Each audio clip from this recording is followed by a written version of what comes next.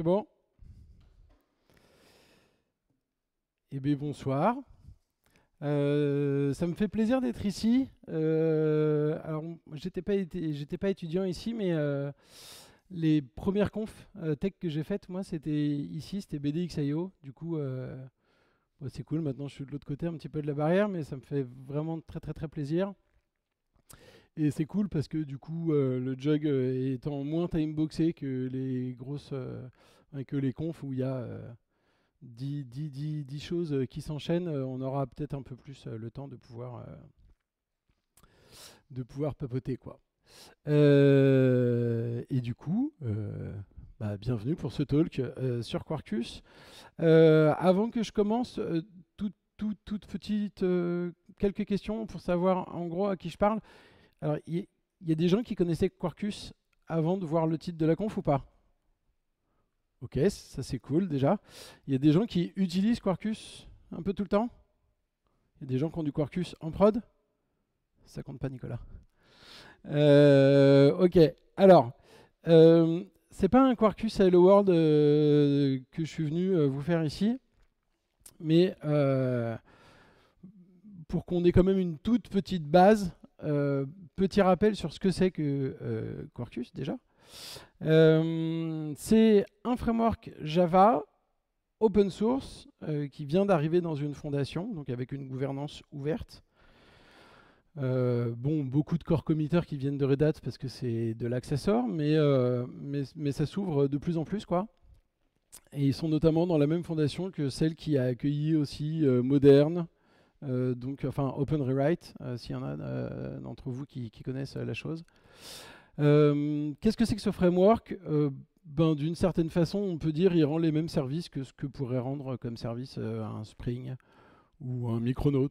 Donc, bah, en premier lieu de l'injection, et après tout ce qui va avec un écosystème qui nous permette facilement de dev du Java. Donc, on va aller sur des connexions BDD, on va aller sur j'en sais rien, moi, du serveur HTTP, bref, tout ce qu'il faut pour développer nos applications telles qu'on les code actuellement.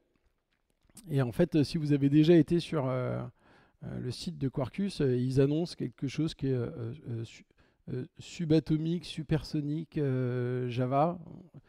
Il m'en manque un petit bout, très commercial, mais en gros, le truc vous dit que ça trace et que en plus c'est tout petit et que c'est top top.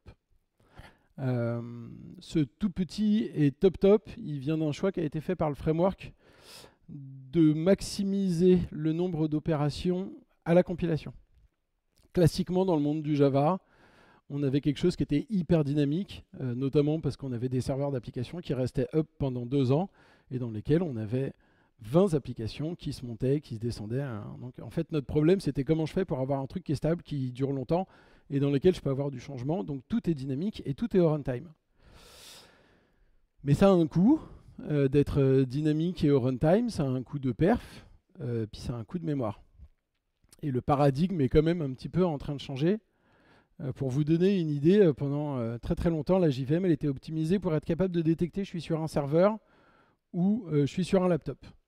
Et pour faire ce genre de détection, je fais un raccourci, hein, mais grosso modo, s'il y avait beaucoup de ressources, on était sur un serveur, et puis s'il n'y en avait pas beaucoup, on était sur le poste du développeur.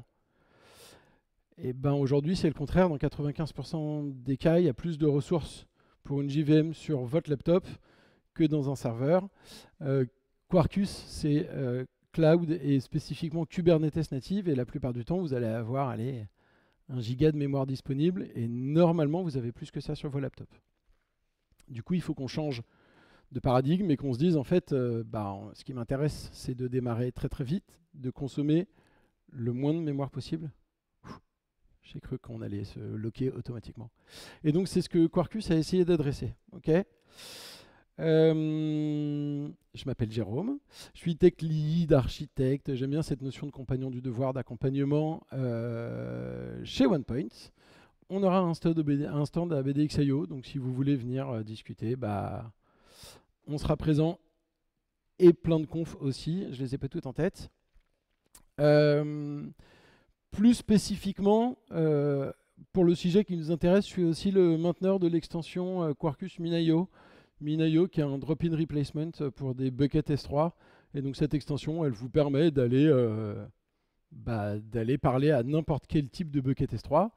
Si c'est Minayo qui est un drop-in replacement dans du cube natif, c'est cool, mais en fait, grosso modo, vous devez parler avec du storage qui répond à l'API S3, ça marche. Moi, je l'utilise pour parler au bucket d'OVH, par exemple, donc voilà, c'est ouvert. Et qui est hébergé dans le Quarkiverse. Alors, Quarkus, c'est un framework qui est modulaire, donc il y a le core qui va contenir grosso modo CDI, donc l'injection, en fait. Et puis ensuite, on va plugger des extensions petit à petit pour arriver à ce qu'on veut. Donc je veux de la BDD, et ben, je vais plugger, je sais pas moi, du pool et le driver Postgre. Je vais avoir besoin de sa réalisation, ben, je rajoute une extension, je sais pas, Jackson, JSONP, ce que vous voulez. Et en fait, chacune de ces extensions va avoir deux rôles, entre guillemets. Une première partie qui est maximiser le travail qui se fait à la compilation, donc au build de vos applications. Et ensuite, rendre un peu de service au runtime, mais en fait, la plupart du temps, le gros du travail, il est quand même rendu au moment de la compilation. Et une grosse part du travail des extensions, c'est de rendre vos applications exécutables en mode natif, puisque de façon presque automagique et transparente, on va dire pour 90% des cas, vous pouvez exécuter votre application dans une JVM classiquement, et sinon vous pouvez lui dire « Merci de me générer une image native », donc qui utilise GraalVM. Et en fait, Quarkus fait tout pour vous, ce qui vous permet de générer une image qui a une toute petite taille, qui démarre en quelques millisecondes, qui prend très très peu de mémoire. Inconvénient, et si vous voulez, c'est pas une Silver Bullet, c'est une application qui n'a pas de JIT, qui ne peut pas accueillir les agents Java, et tous vos outils de monitoring classiques, JFR et tout ça, ils vous donneront moins d'informations. Mais pour faire des petits applicatifs qui démarrent en une microseconde, c'est très très bien. Et c'est notamment le boulot des extensions. Et vous pouvez me trouver du coup sur GitHub, Jitama, hyper original. Et à peu près la même chose sur LinkedIn et sur Twitter, mais comme je poste rien, je vous déconseille de me suivre, ce ne sera pas très intéressant. Des extensions, il y en a quelques-unes. Le screen que je vous montre là, il a été pris sur le catalogue des extensions. Je pense que ça doit être quelque chose comme extension avec un s.quarkus.io, dans lequel vous pouvez aller chercher des extensions. Vous voyez qu'elles sont catégorisées data, web, cloud, security, ainsi de suite. C'est la mienne. Le screenshot, il date un petit peu. Je pense qu'il doit avoir, je sais pas, 6 mois. À l'époque, il y en avait 663. On a dépassé 700, mais ça n'a pas explosé, hein. Il commence à y avoir beaucoup d'extensions, du coup. Voilà. La plupart, elles sont dans le Quarkiverse, qui est une organisation qui regroupe les extensions Quarkus ou dans le core directement. Et l'avantage de cette organisation, c'est que en fait, Quarkus, le framework, vous garantisse que en fait, les extensions, elles vont marcher les unes avec les autres et qu'il ne va pas y avoir des conflits entre deux extensions si vous mettez les deux dans votre application. Donc quand vous faites votre marché, vous êtes sûr qu'à la fin, vous avez un truc qui tourne. Vous n'avez pas à vous préoccuper de quelle version de quelle extension, avec quelle version du core et quelle version de ainsi de suite. Ok ? Alors, on dirait que je travaille chez Acme Company. Moi, ça me rappelle mon enfance. Acme, c'est les Looney Tunes. Je ne le savais pas, mais Acme, ça veut dire a company that makes everything. Je l'ai appris en préparant le Talks. Et on va dire que je travaillerai chez eux dans l'équipe d'archi qui met à disposition des choses pour les autres équipes de développement. Ok ? Chez Acme, on a décidé de migrer d'un ancien framework,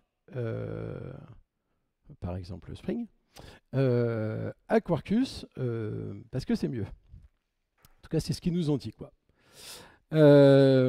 Allez, donc je suis pas chez Red Hat et j'ai pas d'extension chez Quarkus. C'est juste un amour particulier. Et donc on s'est dit, bon bah ok, on va migrer, mais on va pas juste changer nos dépendances dans notre pomme et puis basta, on va essayer de suivre un petit peu la philosophie de Quarkus et de faire les choses proprement, quoi. Dans notre boîte et dans notre récit, on a un référentiel central. Si vous travaillez dans des grosses boîtes, vous n'avez jamais eu affaire à ce genre d'applications dans lesquelles vous allez vous configurer. Et puis on a plein d'applications autour, ok, des applis web, des applis en CLI qui utilisent Picocli. Je vous invite à aller voir la conf qu'il y aura, elle est très très bien. Je ferai un tout petit exemple avec Picocli, mais j'ai déjà discuté avec Stéphane et je lui vole pas trop d'informations, donc revenez quand même voir son talk. Et en fait, ce qu'on faisait avant, c'est que notre application avec un référentiel, là, tout simplement, elle distribuait un jar qui était un client. Et chaque développeur de chaque application devait apprendre l'API spécifique de notre référentiel central. Donc, c'était pas excessivement compliqué, mais n'empêche qu'on a une nouvelle API à apprendre, quoi. Et le truc qu'on s'est dit, c'est, attends, en fait, la logique de Quarkus, c'était de dire, si vous savez faire du Java standard, vous pouvez utiliser nos applications, quoi. Donc on se dit, plutôt que de forcer nos développeurs à apprendre notre API, on va se débrouiller pour qu'ils reviennent dans le standard. Donc on va faire une extension qui utilise les annotations @property et ça va juste marcher. Avantage, les mecs, ils n'ont plus besoin de redécouvrir à chaque fois comment ça marche. Si nous, on veut changer intégralement notre implémentation interne ou notre API, eux, en fait, ils ne le sauront pas parce que c'est nous qui allons faire le travail à leur place. OK ? Jusque-là, pas trop de problèmes. Le contexte étant dressé, je vais un peu vous raconter comment fonctionne une extension. Et pour commencer, il va falloir la générer, grosso modo, du Maven, du Gradle ou la CLI de Quarkus, qui s'appelle Quarkus. Ok, et elle vous génère quelque chose qui ressemble un petit peu à ça. Je vais essayer de ne pas me tourner. Alors, vous avez... Tout le monde est à peu près familier avec Maven ici? Ok, donc c'est du multimodule Maven. À la racine, on a un POM XML qui va grosso modo décrire le parent. Donc, est-ce que j'ai été buildé, contre quelle version du corps j'ai été buildé, les plugins que je vais utiliser, ainsi de suite. Okay, plugin au sens Maven, pardon. Et ensuite, elle va générer principalement, et c'est presque pas un mensonge, 3 modules. Le module deployment, là où il y a toute la magie qui va se cacher, et celui sur lequel on va se concentrer très très fort après. Le module runtime qui contient du code Java Quarkus classique. Donc si vous avez déjà fait du code Quarkus, en fait le module runtime il contient du code Java bête et méchant, quoi. Petite particularité, dans ce module-là, dans le meta-inf, on trouve un fichier quarkus-extension.yaml. Et vous, quand vous allez coder, vous allez dépendre directement, d'un point de vue POM, que du module runtime. Il ne s'appellera pas runtime. Je sais pas, typiquement, ce qui est utilisé pour faire des API REST, c'est REST-easy. Vous déclarez une dépendance à REST-easy uniquement. C'est en réalité le runtime. Et au moment de la compilation, il y a un plugin Maven qui va arriver, qui va processer ça, qui va dire « Hop, attends, ça c'est une extension Quarkus. Donc j'ai certainement du boulot à lui faire au moment de la construction de votre application. » Ok ? Alors, on pourrait se dire « Oui, d'accord, mais pourquoi est-ce qu'on veut tout faire au moment de la compilation ?» En fait, la compilation, vous la faites une fois, alors que démarrer votre application, vous allez le faire X fois. Donc on a un léger overhead au moment du packaging. Et l'avantage, c'est qu'au moment où je vais lancer mon application, Quarkus, il s'est déjà fait une représentation complète du monde de l'application. Donc il n'est pas obligé d'aller scanner tous vos jars de toutes vos dépendances pour voir si par hasard, il n'y aurait pas un composant qui aurait été annoté avec un arrobase component si on vient du Spring, ou singleton, ou les annotations CDI, grosso modo, quoi. Ce qui veut dire qu'on va pouvoir accélérer le temps de démarrage. C'est cool pour les pics de charge. Mais ça veut dire aussi qu'on va carrément économiser en mémoire. Ça veut dire que si je démarre mon application Quarkus, au moment où elle est prête à recevoir de la charge, on va dire, du REST, du Kafka, du ce que vous voulez, bah en fait, elle a déjà économisé de la mémoire par rapport à ce que ferait une application. Donc, ce que je connais de façon la plus courante, c'est par rapport à du Spring. Et c'est inhérent à la façon de faire les choses. Okay, et ça, c'est ce qui permet notamment ce qui permet à Quarkus de dire qu'ils sont plus verts, parce que en fait, les métriques, elles ne sont pas très compliquées en informatique. Hein. Moins de mémoire et moins de temps d'exécution, bah, c'est moins d'énergie en fait. Hein. C'est pas beaucoup plus compliqué que ça. Mais ça va plus loin. S'il y a moins de mémoire, ça veut dire qu'avec un même serveur, au lieu d'aller y déployer une ou deux applications, eh ben, je vais peut-être aller pouvoir en déployer 3 ou 4. En restant sur de la JVM classique. Hein, okay, donc, c'est un peu plus rapide, c'est faster, okay, c'est un peu plus vert, c'est greener. Okay.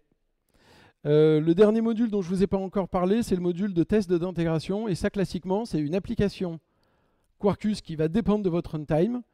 Et concrètement, quand vous allez exécuter vos tests d'intégration, il va tout simplement exécuter une application Java qui utilise votre extension. C'est abstrait, je le sais. Donc, on va plonger dans les détails. Et il y a plus de slides. OK. Ça va, c'est assez gros. Même pour ceux au fond. Ok, cool. Je vais m'asseoir.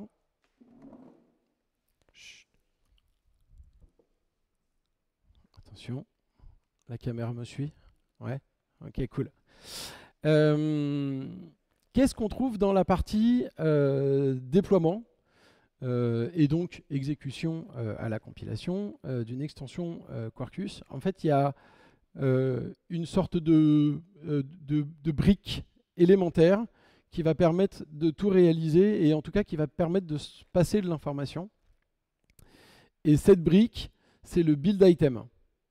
Ok, des build items, il y en a plein, déjà existants, relativement bien documentés. Vous pouvez créer les vôtres et on va en voir quelques-uns quand même là pendant le talk.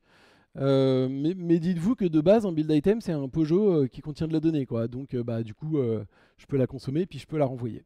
Okay, les classes qui sont exécutées, c'est des classes qui ont des méthodes qui sont annotées avec @buildstep.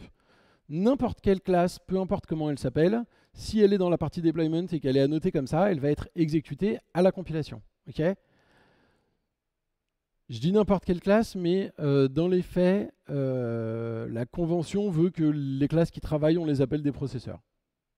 Okay, moi, j'ai fait une extension dans laquelle j'ai surdécoupé les processeurs pour que ce soit plus clair, mais on trouve des extensions où on a un fat processeur avec tout le code dedans. Bon, il me semble que là, c'est plus clair en l'occurrence de le faire petit à petit. Okay, donc là, il y a un processeur qui ne fait pas grand-chose et qui dit juste aux autres extensions, si jamais un jour elles en ont envie, hey, cette application, elle a la feature Configuration Provider. Là, c'est pas très utile, mais on pourrait dire cette application, elle a la feature micrometer et je sais exposer des métriques.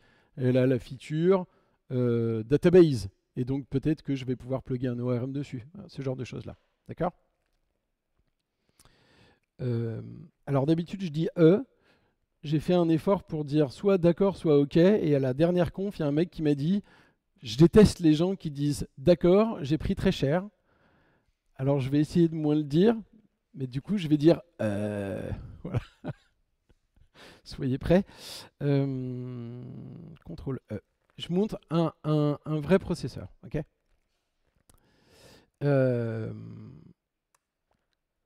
comment on fait en Java quand on veut se faire injecter une propriété, classiquement, genre dans du code. Ouais, c'est écrit à l'écran, hein, je ne suis pas méchant. Hein. On se fait une propriété de classe, souvent, ou de méthode, et qu'on annote avec @config property, on lui met une clé, Et ben, généralement, ça marche avec des fichiers properties, du YAML, de la variable d'environnement. Et donc, nous, chez Acme, on s'est dit, bah, notre référentiel, on va faire exactement pareil, en fait. OK? Alors, comment on fait ça? On fait une méthode, on la note avec @buildStep, on se fait injecter un build item. Alors, celui-là, il est assez cool, ce build item. C'est le Application Index Build Item. Il est standard, c'est pas moi qui l'ai codé, c'est le framework qui me le donne. Et en fait, ce build item, il contient un index. Un index du monde de l'application tel qu'il serait au runtime. C'est pour ça que c'est le Application Index. Ça veut dire que je vais pouvoir dire quelles sont toutes les classes qui seront présentes au runtime. Et du coup, je vais pouvoir exécuter des choses dessus. Alors, qu'est-ce que je vais faire sur cet index? Bah, je vais pouvoir le requêter de plusieurs façons. Et en l'occurrence, je lui dis, j'aimerais que tu me sortes toutes les instances de la notation config property. OK. Je stream dessus, je fais plein de boilerplate pas très intéressants pour aller récupérer la clé qu'on veut se faire injecter et je vérifie est-ce que cette clé, elle ne commencerait pas par env. Pourquoi? Parce qu'on a décidé que par convention, quand on utilise notre extension, les configurations qu'on veut se faire injecter, elles s'appelleraient env. Quelque chose. Ça veut dire que c'est à moi qu'on est en train de parler. Ça ne va pas venir de YAML ou de quoi que ce soit. OK? Si jamais, si jamais il y a une extension qui contient cette clé, bah, je vais récupérer la clé en question. OK. Si jamais, et seulement si jamais, il y a quelqu'un qui, en effet, a besoin de se faire injecter une propriété qui commence par env. Alors, je vais produire un build item, et c'est un build item que j'ai créé moi-même, que je vais vous montrer immédiatement. C'est donc un truc pas très compliqué qui est un simple build item et qui permet de maintenir une liste de propriétés qui sont attendues, okay, qui vont être demandées par l'application au runtime. Alors, oui, d'accord Jérôme, mais pourquoi est-ce que tu t'embêtes à scanner l'application au démarrage? Genre, c'est quoi la plus-value en fait, quoi? Bah, la plus-value, c'est que j'ai une deuxième build step et que cette deuxième build step, elle va consommer mon build item. Et je vais pouvoir dire, si j'ai quelque chose, ben, je vais produire des beans divers et variés. Et on va le voir petit à petit. Runtime config builder build item, c'est pareil, c'est un build item qui existe déjà. C'est un truc qui dit, si toi tu es capable de proposer de la configuration au runtime, de la fournir aux applications, et ben, tu le déclares là-dedans. Puis ça, c'est un bean. Si vous faites du Spring, c'est un singleton, quoi. C'est un service bête et méchant. Et ça, c'est un bout qui est dans le runtime qu'on ne va pas regarder, mais à la fin, je vous donnerai un QR code pour aller récupérer le dépôt. Et donc, il y a l'intégralité du code et il est à jour. Donc là, on est en 3.15, Spring 3.15, si je ne me plante pas trop. Et donc, je le maintiens à jour petit à petit, comme ça, il y a toujours... c'est vraiment un démo d'extension qui est clean, quoi. Si par contre, j'ai pas produit de build item, ça veut dire que concrètement, le mec, il a dit dans son POM, j'ai besoin de cette dépendance, mais moi, je suis capable de dire à la compilation, non, tu n'en as pas besoin de cette dépendance, parce que j'ai regardé tes classes.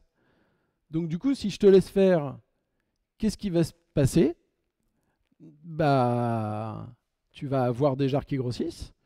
Donc tes Nexus / Artefactory / ce que vous voulez, ils vont grossir. Vos images, elles vont grossir. La mémoire nécessaire, elle est lancée, elles vont grossir. C'est bon, genre on arrête. Vous voyez où je veux en venir. Ce n'est pas green.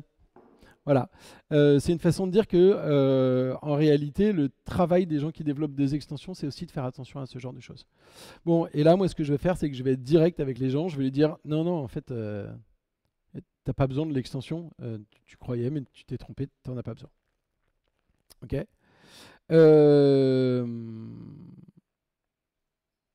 Voilà. Le seul truc, c'est que quand même, j'ai besoin d'avoir une URL, puisque j'ai dit que j'avais un référentiel quelque part, et il faut bien que je puisse aller le taper. Et en fait, ce référentiel commun à l'entreprise, il expose lui-même une API. Donc mon extension, il y a bien un moment donné où il va falloir que l'utilisateur, elle me dise, bah, l'URL que tu dois utiliser, c'est ça, en fait. Et c'est ça qui va me permettre, moi, après, d'aller générer un client REST. Alors, comme je ne m'attends pas à ce que vous me croyiez sur parole, j'ai fait une petite application. Ça va déjà jusqu'à présent, vous m'avez suivi sur les histoires de build item et tout ça, ok? C'est comme dans une application Spring, vous vous êtes jamais posé la question comment je fais pour être sûr que mon DAO il est généré avant mon service. Vous vous posez pas la question, en fait c'est le framework qui fait un arbre et qui se dit bah oui il faut que je l'instancie avant. Bah, les build steps c'est pareil. On peut pas dire fais celle-là d'abord puis celle-là. Par contre je vais en faire une première qui va produire un build item et je vais en avoir une deuxième qui la consomme et le framework va m'assurer qu'elles vont ensemble. Ok? Vous avez remarqué, je vous ai dit, je renvoie des build items et non mon gars, tu renvoies pas des build items. Alors, une des limitations qu'on a en Java, c'est qu'on peut renvoyer qu'une seule chose, quoi qu'il arrive. Ok? Et que potentiellement, je pourrais être amené à produire beaucoup plus que juste un build item. Je peux être amené à générer 3, 4, 5 6 bins, à générer de la configuration, à enregistrer des trucs pour des health checks. Okay, et comme je ne peux pas avoir des multiples returns, en fait, on se fait injecter un build producer qui va grosso modo accumuler les build items. Et lui, bah, il va pouvoir les traiter après. Donc c'est comme ça qu'ils ont décidé de contourner le côté Java, c'est faible, ça ne permet de retourner qu'une seule chose. C'est ironique, Java c'est très bien. Alors,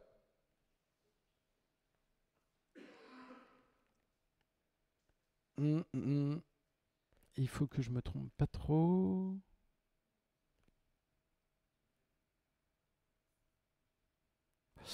Ah, je crois qu'elle s'appelle comme ça. Raté. Je sors du mode présentation parce que je ne sais pas naviguer dans le mode présentation.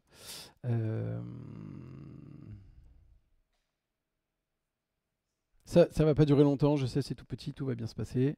Donc j'ai fait moi un petit bout de code qui est une application classique et qui dit je dépends de deux choses, Picocli parce que c'est une application en ligne de commande, et je dépends de mon configuration provider. J'ai pas d'autres dépendances. Ok. Donc j'ai bien pas dit je déploie du runtime et du déploiement, c'est pas mon problème, c'est Quarkus qui va se débrouiller pour le retrouver. Et elle fait quoi cette application? Je vais vous la montrer. Hop, le premier truc que je vais faire c'est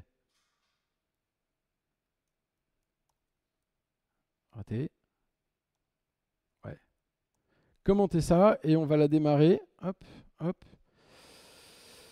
Je retourne dans mon mode de présentation. Est-ce que je connais mon raccourci? Non. Non. Ah, je connais plus mes raccourcis.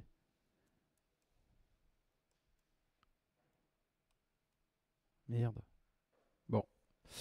Et ben je ressors.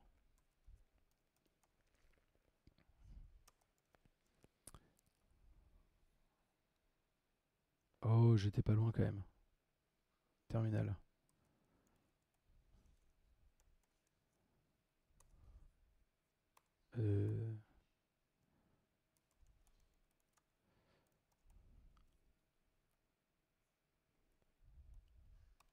Ah, voilà. Ce qui me permet d'avoir un terminal qui est gros. Parce que je prends de l'âge et moi, quand je suis au fond des salles, je vois jamais rien dans les terminaux. Et aussi, j'utilise pas le dark mode. Parce que quand on fait des présentations, c'est nul, on voit rien. Donc je vais la démarrer en mode dev, mon application. Ok, je pourrais utiliser Maven pour faire exactement la même chose, sauf qu'en fait je ne suis pas au bon endroit.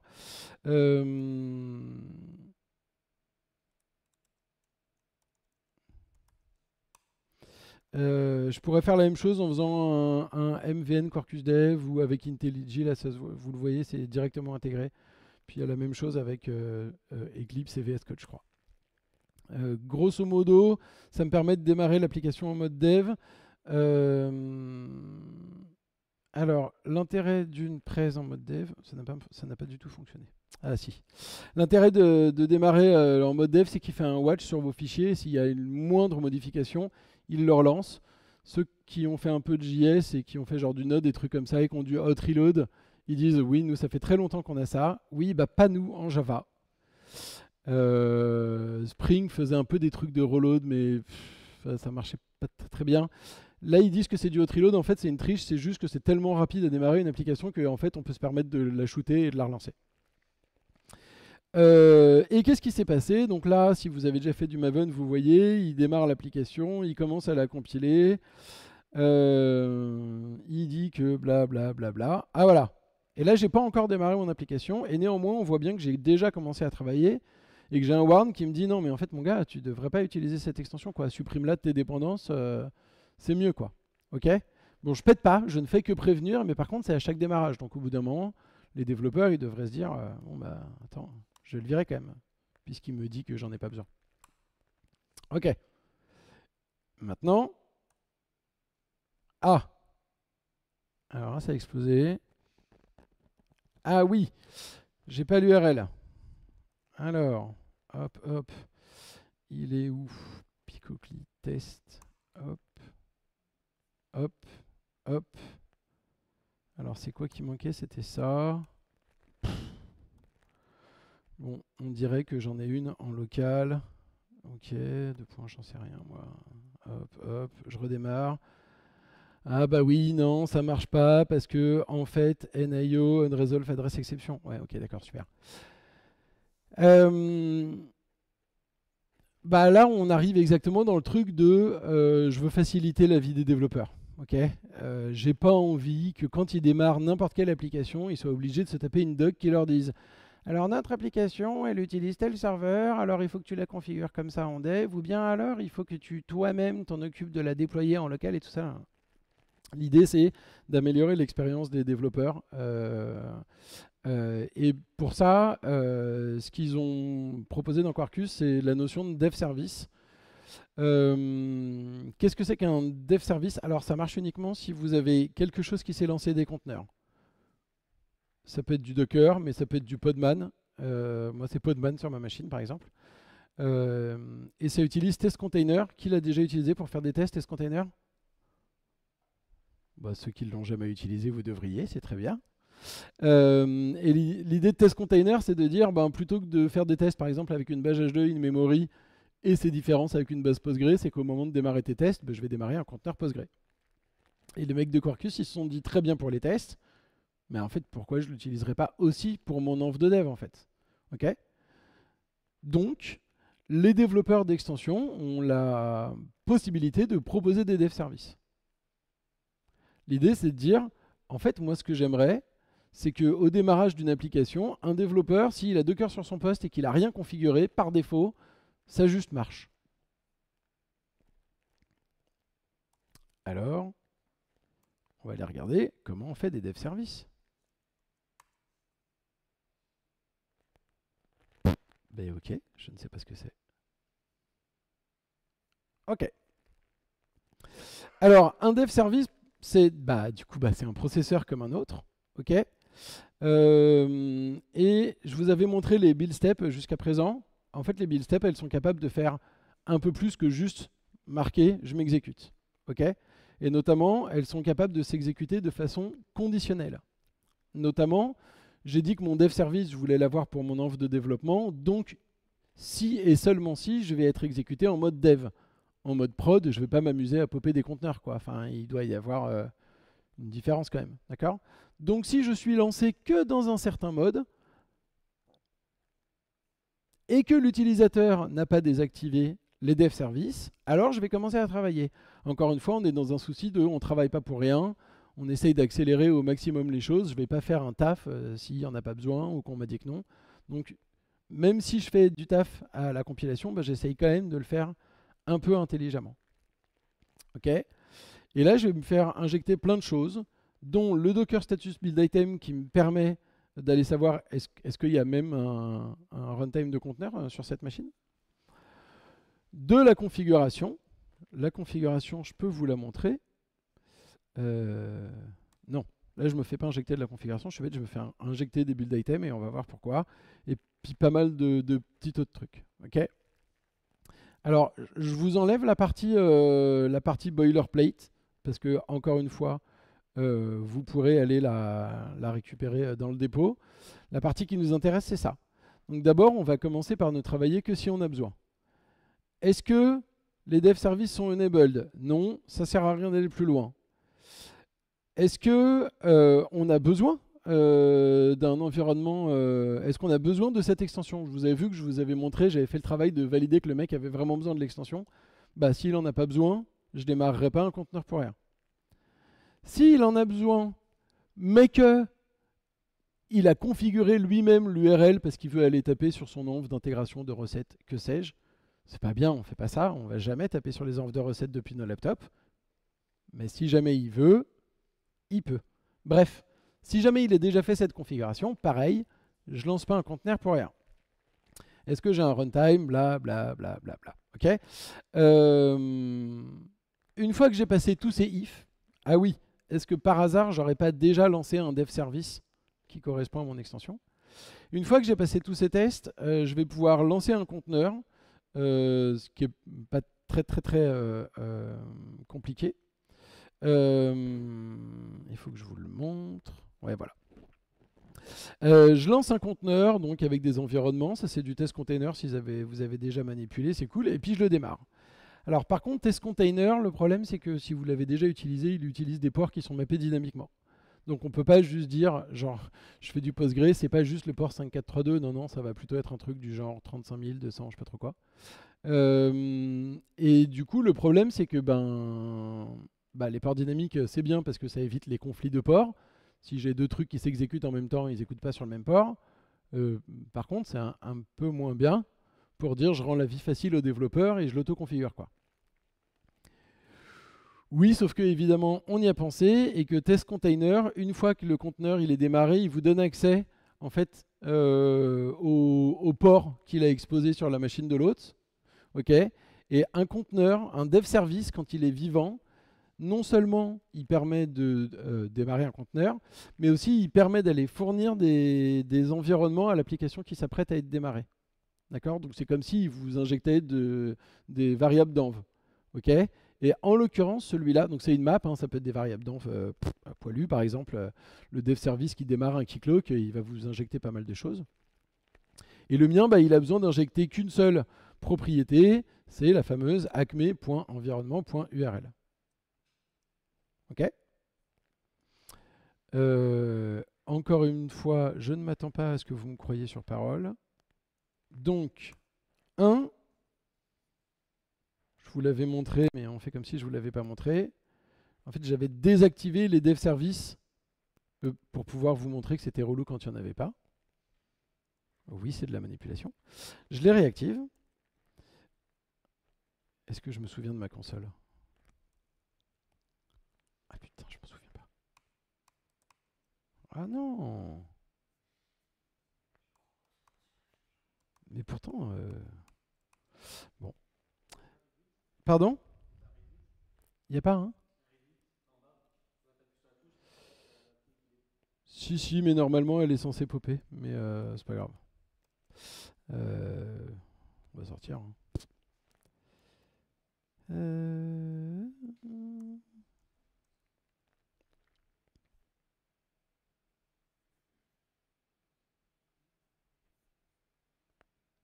Bah si, Alt F12, c'est ce que je faisais. Bon, peu importe.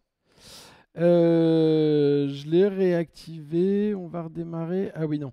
Alors, le truc, c'est que j'ai pas fait le travail dans mon extension de faire le reload là-dessus, donc il faut que je redémarre vraiment complètement.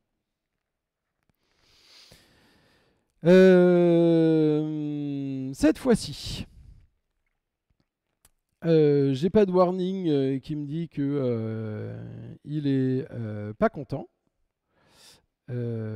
C'est pas le bon que j'ai lancé?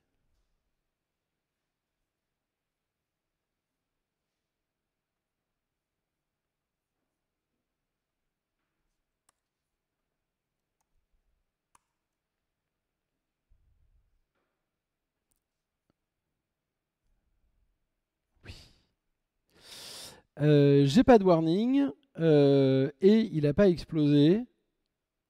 Il faut que je zoome bien sûr parce que du coup vous allez me dire que vous voyez rien. Déjà moi je vois pas grand chose.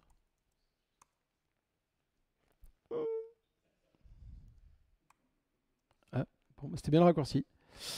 Et du coup, je m'étais fait injecter, vous aviez vu, des variables d'environnement sur des confs. Et en l'occurrence, j'avais été regarder le board de Jug et j'ai choisi de mettre en avant la conf de Rémi Forax sur Java 22, qui était une jolie merveille. Donc si vous ne l'avez pas vue, allez-y, allez la voir. Mais donc, youpi, j'ai pu aider mon développeur à travailler. Il n'a plus qu'à connaître config properties, que normalement il est censé connaître puisqu'il connaît les standards. Et puis il n'a pas grand chose à faire pour avoir quelque chose qui juste marche. On aurait pu s'arrêter là. Vous allez me dire, globalement, tu nous as dit que tu devais aider les développeurs à se faire injecter des propriétés qui viennent d'un référentiel central, donc arrêtons-nous là, quoi. Ok. Mais voyant qu'on avait accès à beaucoup de choses au moment de la compilation, on s'est dit, bah, on va peut-être aller un petit peu plus loin. Okay, et notamment, moi, j'ai un collègue qui est un peu psychorigide sur le fait que globalement, nos applications, elles ne font pas du REST, mais elles font du JSON over HTTP. Mais quand je dis psychorigide, c'est qu'à chaque fois que quelqu'un dit REST, il dit oui, c'est pas RESTful, dans la tresse de Roy Fielding, c'était pas comme ça. Bon. Sauf qu'en fait, moi, ça commence à me péter un peu les oreilles, et donc je me suis dit, bon, mon gars, j'ai sous la main un outil qui pourrait aider, donc je vais l'utiliser. Évidemment, c'est vrai que chez Acme, hein, dans la vraie vie, ce que je vais vous montrer, il ne faut pas le faire. Hein. J'ai donc créé un processeur que j'ai très intelligemment appelé le This is not REST Transformer Processor. C'est donc un deuxième processeur. Ok, lui, il a un truc qui me semble un peu plus cool et important de vous montrer. Dans cette build step là, il y a deux choses hyper importantes. La première, c'est je ne vais l'exécuter que si c'est un boolean supplier. Si vous faites du Java depuis Java 8, vous savez ce que c'est qu'un supplier. C'est un truc qui supplie des booléens. Et c'est quoi? En fait, je peux aller demander à Quarkus, est-ce qu'au runtime, l'application qui a mon extension, elle n'aurait pas par hasard une autre extension? L'extension qui s'occupe de faire du REST dans JBoss et qui utilise systématiquement une classe response-header. Okay, donc ça veut dire, si une fois démarré au runtime, cette classe se trouve présente, ça va répondre true. Okay, pourquoi c'est important? Parce que vous avez compris que je m'apprête à faire des salés avec les annotations REST, mais je ne veux pas obliger n'importe quelle application qui n'a pas de contrôleur REST à récupérer des dépendants centraux. Et notamment mon appli Picocli, mais elle n'a pas de dépendance à une extension qui fait du REST en fait. Donc, je ne la force pas. Et on reste vraiment dans ce truc de je ne fais que au besoin, je ne charge mes applications que si elles en ont réellement besoin, et je fais attention systématiquement à ne pas surcharger mes applications au démarrage. Quarkus, il dit qu'il va vite et qu'il fait tout à la compilation. Si vous faites une extension qui, au runtime, va scanner l'intégralité du ClassPass, bah, vous plaignez pas que votre application, elle met 30 secondes, une minute à démarrer, quoi. Enfin, je veux dire, il n'y a pas de magie, quoi. Mais on peut quand même. Ok. Donc, si c'est Rest Easy Enabled, on va faire un record. Bon, là, ça paraît un peu mystique, les records. On va regarder. Le premier truc que je vais faire, donc c'est à peu près les mêmes build items, sauf qu'il y en a un nouveau, c'est le Annotation Transformer build item, qui, vous l'aurez deviné, permet de transformer des annotations. Ok. Comme je suis gentil, je vais commencer par demander... J'ai créé une classe de configuration que je vous montre ici, là. Ok. Qui dit spécifiquement, ça c'est une configuration qui est réglée à la compilation. Après, tu peux toujours en faire ce que tu veux au runtime, quoi qu'il arrive. Moi, je la regarde que à la compilation. Ok. J'ai pas perdu mes raccourcis. Ok. Et je vais dire, si jamais il est strict, alors je vais faire des saletés sur ces annotations. Sinon, je vais aller récupérer tous mes endpoints. Comment je fais pour aller récupérer tous mes endpoints? Je récupère mon index que je vous ai déjà montré, toutes les classes qui sont dans cet index. Pour toutes ces classes, récupère-moi toutes les méthodes, et pour toutes les méthodes, on va aller regarder si c'est des endpoints. C'est quoi un endpoint? Bah, c'est une méthode qui est annotée avec arrobas, get, put, post, bla bla bla. Vous me suivez encore ou pas? Et comme on fait du vrai Java 8, on peut carrément faire de la composition de prédicats. Ok? On n'est pas obligé de faire if, or, bref. Et puis là, donc si jamais j'étais pas en mode strict, je vais appeler le this is not rest logger. Et le logger, qu'est-ce que c'est? C'est un record. Alors, en fait, la grande force des records, c'est que c'est du code dont on va enregistrer le résultat de l'invocation au moment de la compilation, mais qui va s'exécuter au démarrage des applications. Alors, je la refais. Je fais semblant d'invoquer une méthode au moment du build de l'application, mais au lieu de l'exécuter pour de vrai, je vais enregistrer le bytecode qui serait résultant de son exécution, et à chaque démarrage de l'application, je le rejoue.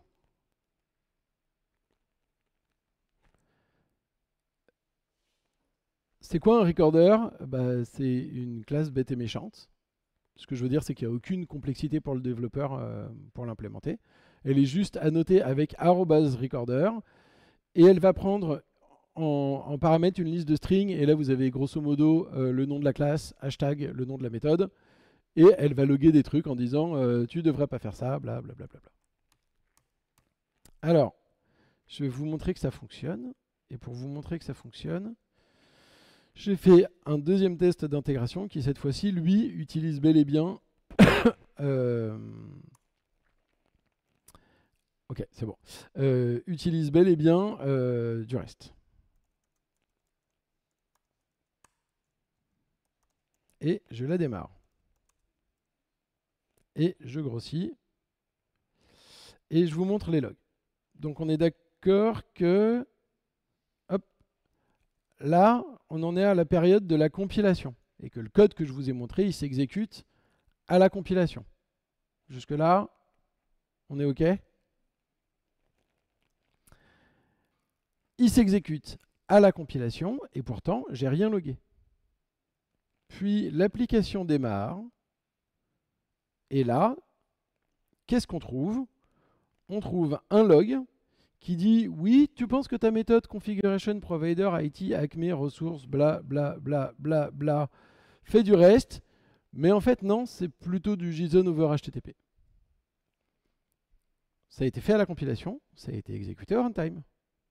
Ça sera réexécuté à chaque démarrage. Et ça, c'est bon ça.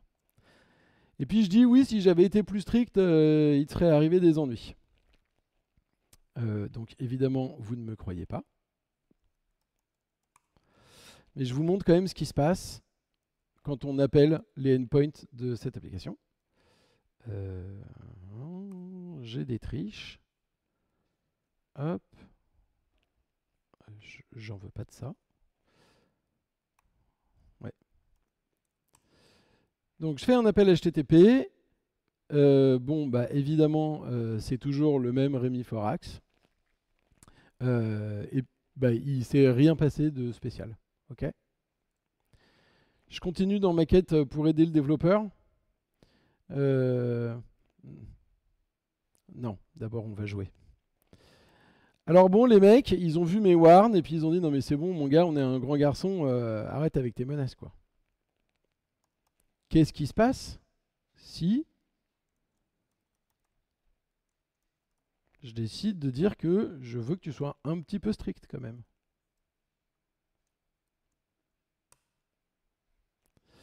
Alors, le premier truc que vous pouvez voir, c'est que moi, j'ai pas touché à mon application et que là, j'avais pas de header spécifique et que là, j'ai un header spécifique. Donc, tous mes endpoints, ils ont maintenant un header X approximation corrector qui dit, non, en fait, c'est plutôt du JSON over HTTP. Alors, ça, c'est pourri, mais vous pouvez très bien imaginer que vous rajoutiez des headers du genre X request ID, X origin ID, voilà des headers qui sont communs à toute votre boîte, qui vont vous servir, je sais pas moi, à faire du tracing, distribuer, des choses comme ça. Okay, et concrètement, les annotation transformers, ils sont très utilisés. Notamment, il y a une extension Quarkus qui est une couche de compatibilité Spring. Donc en fait, vous utilisez que les annotations Spring. Et l'extension, ce qu'elle fait, c'est qu'à la compilation, elle dit OK, cette annotation, non, remplace-la par celle-là. Celle-là, non, celle-là. Et du coup, vous faites des arrobas restcontroller, arrobas machin truc, que Quarkus ne connaît pas. Et à la compilation, on les jette et on les remplace par les annotations standards. C'est pas mal, non? Bon. Vous n'êtes pas convaincu. Je vais vous montrer qu'on va un petit peu plus loin dans l'aide aux développeurs. Parce que quand même, on n'est pas très méchant. N'importe quelle extension Quarkus, elle a ce qu'on appelle une dev UI. Est-ce que vous en avez déjà vu? Bah, les autres qui font du Quarkus, les gars, allez regarder votre dev UI, c'est trop génial. Donc dedans, notamment, vous avez l'intégralité de la configuration de votre application. Donc là, on peut voir, je vous avais dit que ça allait être un port exotique. C'est bien le 36035 machin truc. Et en fait, quand on dev une extension, on peut injecter des nouvelles tuiles dans cette dev UI. Okay, donc première chose qu'on va faire pour aider les développeurs, hop, je vais leur mettre... Ah, hop, j'ai pas accès à Internet. Et ben on va avoir Internet, c'est pas grave. C'est incroyable que ça ait marché jusqu'ici sur Internet, dis donc. Ah, on capte super bien, dis donc. Ah, ah. Bon, ok. Ben, croyez-moi pas, mais la documentation, elle est présente directement sur le dépôt GitHub et vous pourrez aller la voir après. Mais surtout, j'ai fait une nouvelle entrée dans le menu là et je préviens de ce qui se passe aux développeurs. Donc, je vais dire, actuellement, ton application, elle utilise un provider qui est à cette URL. Elle est pas stricte, je crois, sur la partie. Je crois que ça veut dire que juste je préviens ou que j'explose, je sais plus. Sur la partie REST et sur la partie utils, et je vous le montrerai juste après, et après on sera à peu près tranquille. Et surtout, je vais pouvoir afficher l'intégralité des variables d'environnement, enfin des variables qui sont injectées, quoi. Donc pour le board jug, Rémi Forax, pour Marie Cortec, Kafka a même donné sa fatigue. Daminutech, l'histoire de l'informatique c'est un oignon. Si jamais vous captez, ce serait gentil, parce que ça fait longtemps que je leur dis que je parle d'eux pendant cette conférence et ils l'ont jamais vu, donc ce serait cool. Alors attendez, est-ce que j'ai réussi à retrouver... Ah oui, la doc dont je vous parlais. Donc j'ai cliqué sur la doc et oui, elle est en ligne. Parce que toujours pour faciliter le boulot des développeurs, je vais les aider, je vais leur dire mais comment est-ce que tu fais pour utiliser mon extension? Ben, soit tu le rajoutes dans ton POM, soit tu utilises cette ligne de commande, soit tu utilises la CLI. Donc ça c'est une doc que moi je fais à la main. Ça me coûte pas très très cher quand même, c'est de la skidoc. Et puis voilà comment tu fais pour t'en servir. Et la partie qui est hyper cool à mon avis, c'est que toute cette partie-là, c'est pas moi qui l'ai écrite, c'est Quarkus qui la génère. Et donc automatiquement, il va être capable de dire ces configurations-là, c'est de la compilation. Donc je te mets un petit truc devant là pour dire attention, c'est pas la peine de les changer au runtime, elles ont été fixées. Ça c'est de la Javadoc qui a été transformée en ASCII-doc. Donc je vais te dire quelles sont les valeurs par défaut. Le dev service, qu'est-ce qu'il utilise? Bah, il utilise une image qui, croyez-moi ou pas, est une application Quarkus. Par contre, qui fait du natif. Donc si vous voulez, pareil, vous pourrez voir comment elle est développée. Et puis ensuite, vous avez les configurations qui sont exécutées au runtime. Donc là, c'est pareil. L'idée, c'est toujours de se dire, OK, comment est-ce que je peux faire pour aider le développeur au maximum? Bah là, il va dans la dev UI, il clique, il a la documentation sur la petite tuile, et il clique dans son menu, il a ce qu'il faut. Si, dans la dev UI, alors... OK. Acme Ressources. Je vous souviens, enfin vous vous souvenez, je vous avais dit que on faisait les choses que au besoin et que sinon on prévenait. J'ai pas changé d'avis. Donc, si je commande tout ça concrètement, ça veut dire que j'ai plus besoin de l'extension. On reload la dev UI. On a changé le petit icône. c'est bordelais, un petit peu quand même. Vous avez déjà remarqué que notre signe biohazard, c'était un peu... Et puis cette fois-ci, je lui mets des belles têtes de mort. Arrête de gâcher des ressources, mon gars. Bon, voilà, j'étais un petit peu énervé. Donc, je continue à prévenir. Bon, et juste pour le fun, je vous ai dit que j'avais un collègue qui était un peu relou avec le reste. Et moi, ma petite marotte à moi, celle qui me fait un petit peu péter un câble, c'est les utils. Dans tous les projets, il y a un mec qui fait un string utils. Mais en fait, on n'est pas Apache, en fait, donc on n'a pas besoin de faire des string utils ou des datutils. Puis en fait, c'est même pas des datutils parce que ça fait du formatage. Donc, j'ai décidé d'agir. J'ai fait un autre processeur. Ouais, j'ai un peu dépassé, mais on a le temps, c'est cool. J'ai fait un autre processeur. Utils Arbad. Donc, hop, il me faut la référence. Ok, je dis que j'aime pas les classes utiles. Alors, je vais faire exactement la même logique de d'abord, je suis pas strict et je te log juste un petit truc. Les logs, vous les avez vus en fait dans les démarrages des applications. Je sais pas si vous avez fait attention, mais quand je les démarre, les applications, ici, j'ai systématiquement une petite tête de mort. Utils Arbad. Attention, si j'avais été plus strict, tu aurais eu des problèmes, mon gars. Et le problème, il vient de Custom Resource Utils. Ok. Alors, ça fait quoi Custom Resource Utils? On va l'ouvrir quand même parce que je connais plus l'URL qu'il faut taper pour y accéder. Custom. Mais.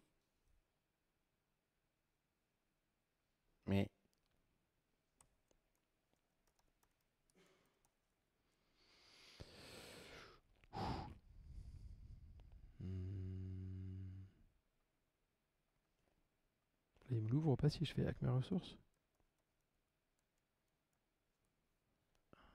Je suis pas au bon endroit. Bah, on va encore devoir sortir, désolé.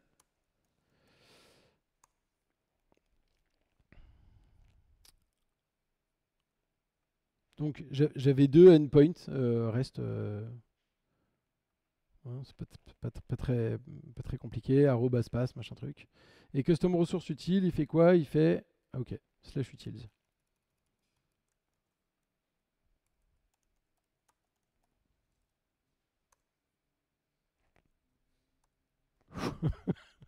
J'ai cru que j'allais devoir re-rentrer. Je crois que c'est lui. Bon, hello custom, super, il a été corrigé, mais après, il se passe rien de spécial, quoi. Ok.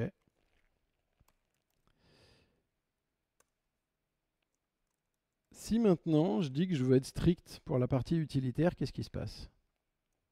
On le tente. Bah, alors, a priori, ça s'est pas bien passé. First int. Ouh, exception in initializer error, vous avez déjà eu ça? Quand votre bloc statique il fait Thou shall not do this. Vous avez remarqué l'accent? Bah en fait, ce qui se passe, c'est que dans mon code, j'ai généré du bytecode qui génère un bloc d'init statique dans le bytecode compilé et qui fait une grosse erreur bien cracra. Celui-là, je ne vais pas vous le montrer parce que depuis tout à l'heure, ok, je vous montre beaucoup de code, il y a beaucoup de navigation, mais en vrai, c'est du Java hyper classique et enfin, moi, je trouve qu'il se comprend très très bien. Il n'y a pas trop de difficultés en fait. La génération de bytecode, par contre, là, en vrai, c'est hyper hardcore. Je l'ai fait au début de cette conf parce que ça m'amusait de prouver que ça fonctionne. Je suis même pas certain de pouvoir l'expliquer proprement. Et globalement, aller voir le code des extensions Quarkus, c'est hyper clair, mais pas celle du corps parce qu'elle pique. Et vous pouvez dire, ok, c'est cool, bon, t'as fait Mumus, t'as généré du bytecode, mais ça sert à quoi de générer du bytecode? Il y a un très très très très bon exemple qui est sorti il y a pas longtemps du tout. Dans les dernières versions de Quarkus, quand vous utilisez l'extension Jackson, je ne sais pas si vous savez, mais Jackson, ça fait massivement de l'introspection. Ok? Et l'introspection, c'est le mal. Parce que c'est lent. Je ne sais pas si vous avez déjà fait de la perf avec du Jackson, mais ça pique. Et puis quand on arrive dans du natif, c'est problématique.